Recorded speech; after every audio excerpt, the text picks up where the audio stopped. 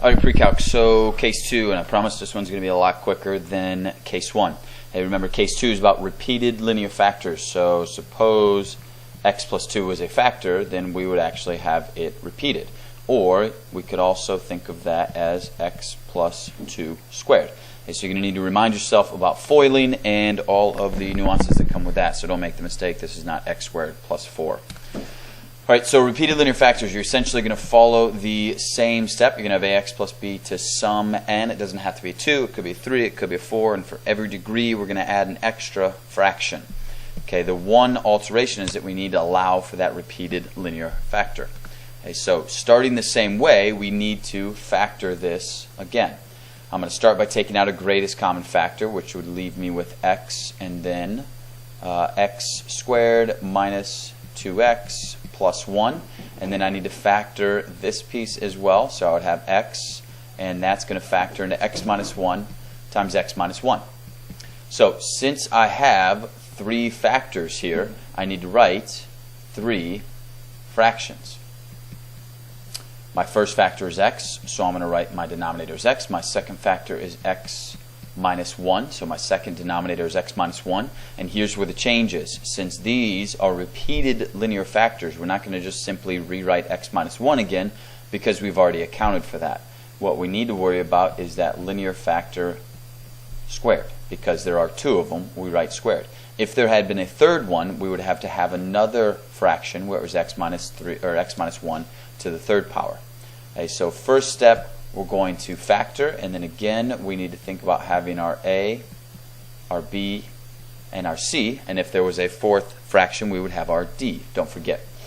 Multiplying by your lowest common denominator then, so remember that factored into x times x minus 1 times x minus 1. We're going to have x plus 2 left over. This is going to be left over. Your lowest common denominator is going to cancel out. Equals, and the first one, your x's would cancel out, so we'd have a times x minus 1 times x minus 1 plus, in the second one, only one of the x minus 1's will cancel out, so we'd have b times x and x minus 1. And on the third one, a little bit easier, both of the x minus 1's cancel out, and so we'd have c just times x. And now, don't make silly mistakes here. We need to make sure that we are foiling this out completely. So we're going to have a, and then if we fold out x minus 1, we'd have x squared minus 2x plus 1, plus if I distribute a b and an x at the same time, I get bx squared minus bx, and I bring down my cx. A last step of simplifying, now we need to distribute that a, so we're going to have ax squared minus 2ax plus, I'm just going to write a because it's 1a, plus bx squared minus bx plus cx. Okay, so we got a lot going on there. It looks pretty ugly, but this one's actually not going to simplify out too complicated. One thing to keep in mind here, you see we have x squared terms on the right side. So I'm going to add a 0 x squared at the front, and now I can do the whole equating coefficients so we can create our matrix. So if I look at my x squared terms, I have 0 on the left side, and I have an a and a b. So I'm going to add those two together and cross them out because they're done. If I look at my x terms, on the left side I have a 1, and on the right side I have a negative 2a and a negative b and a plus c. I can cross all of those out. And finally, your constant is going to be excuse me 2 equals a, and a is the only constant on that right side, so that's the only one we're going to have there. Now this one would actually simplify out pretty easily without even doing a matrix, because you see we have a equals 2 here. We could do back substitution. We get solving for b equals negative 2. We could plug both those in, we'd solve for c, and we'd end up with 3.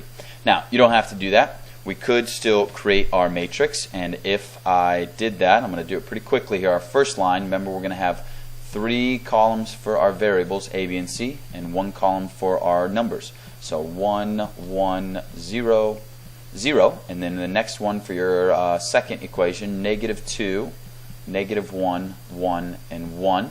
And then our last column is going to be 1 for a. There's no b, no C, and 2 is the last one.